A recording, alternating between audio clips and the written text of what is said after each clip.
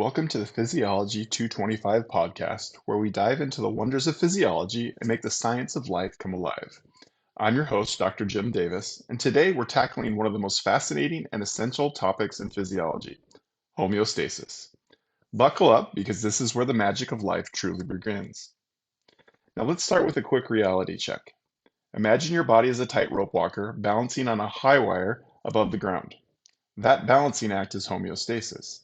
Physiology, the science of how the body works, helps us understand how this incredible feat is achieved every moment of your life. Well, what is homeostasis? Homeostasis is just like the body's Goldilocks story. Everything needs to be just right.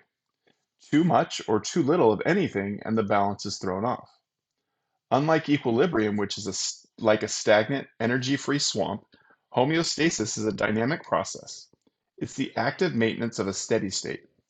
Think of it as your body's way of keeping the lights on and the Wi-Fi connected, even during a storm. But here's the kicker. Maintaining that steady state requires energy. Your body is constantly working behind the scenes to ensure everything stays within safe limits, a feat regulated by feedback loops.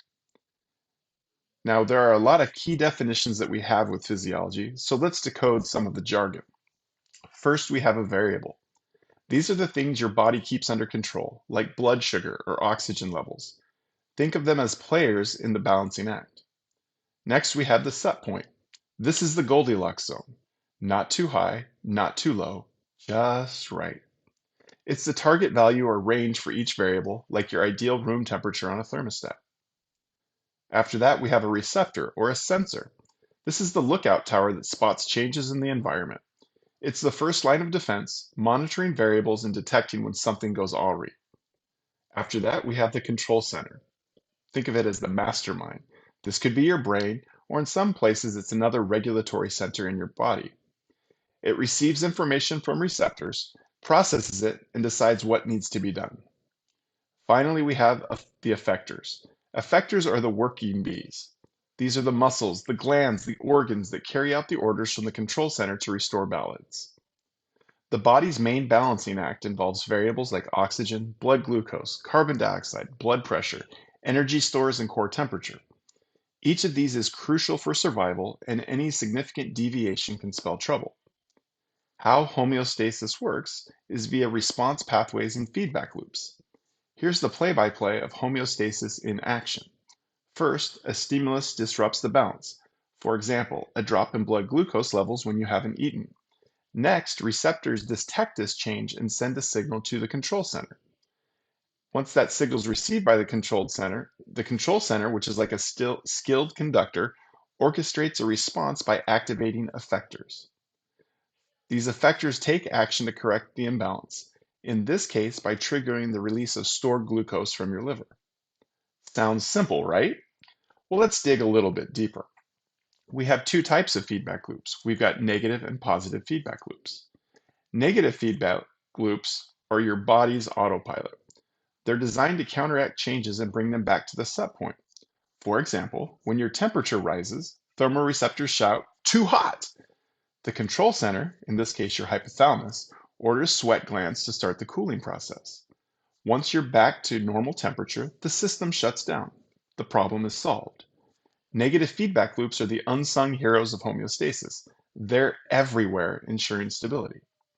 Then we have positive feedback loops. These are your body's hype team. They amplify a response until a specific goal is reached. Take blood clotting.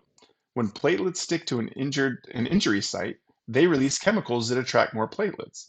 This process continues, building momentum until a clot is formed. Positive feedback is less common, but plays vital roles in processes like childbirth and wound healing, both of which we'll talk about in this class. So why is negative feedback so common? It's all about stability. Negative feedback loops act like a thermostat, preventing extremes and keeping the system within a safe operating range. Without them, even small disruptions could snowball into life-threatening problems.